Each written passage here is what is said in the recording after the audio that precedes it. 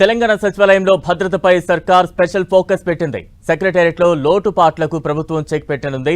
కట్టుదిట్టమైన భద్రత ఉన్న సచివాలయానికి ఇంకా సెక్యూరిటీ దేనికోసం, ఎవరి కోసం నిఘాను పెంచబోతున్నారు?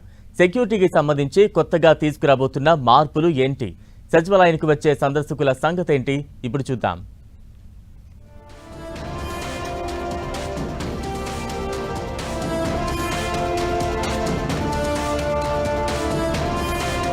తెలంగాణ సచివాలయ భద్రత విషయంలో వెలుగు చూస్తున్న లోటుపాట్లతో ప్రభుత్వం అప్రమత్తమైంది. ప్రస్తుతం సెక్రటేరియట్ భద్రతను స్పెషల్ ప్రొటెక్షన్ ఫోర్స్ పర్యవేక్షిస్తోంది. ప్రధాన గేట్ల సమీపంలోని పోలీసు బలగాలు సహా సచివాలయం లోపలికి వెళ్లే అన్ని దారుల్లో పోలీసులు భద్రతను పర్యవేక్షిస్తున్నారు.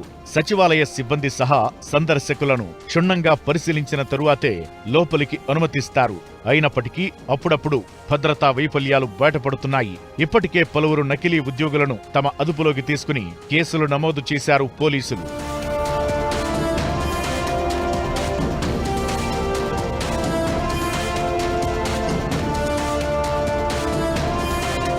ఇప్పటికే సెక్రటేరియట్ ప్రధాన గేట్ల నుంచి లోపలికి వచ్చి వెళుతున్న వారి వివరాలు పోలీసులు పరిశీలిస్తున్నారు.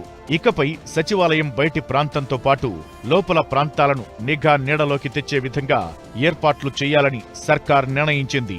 ప్రస్తుతం సచివాలయ భద్రతను పరిశీలించేందుకు 60 సీసీ కెమెరాలు మాత్రమే ఉండగా త్వరలో వీటి సంఖ్యను 310కి పెంచనుంది. ఇప్పటికే సెక్రటేరియట్ చుట్టుపక్కల సీసీ కెమెరాలను అమర్చారు. గతంలో 6వ అంతస్తులో మాత్రమే సీసీ కెమెరాల పర్యవేక్షణ ఉండగా ఇకపై అన్ని ఫ్లోర్లు సీసీ కెమెరాల నిఘా నీడలో ఉండనున్నాయి. భారీగా సీసీ కెమెరాలు ఏర్పాటు చేస్తుండటంతో వీటి పర్యవేక్షణకు ప్రత్యేకంగా సిబ్బందిని ఏర్పాటు చేయనుంది ప్రభుత్వం.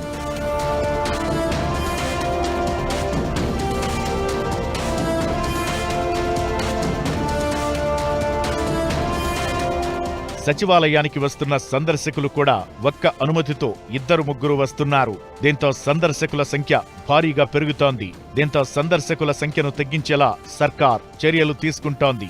రాబోయే రోజుల్లో కంప్యూటరైజ్డ్ పాస్ల ద్వారా ఒక అనుమతితో ఒకరు మాత్రమే లోపలికొచ్చేలా ఎస్పీఎఫ్ ప్రభుత్వం ముందు ప్రతిపాదనలు ఉంచింది.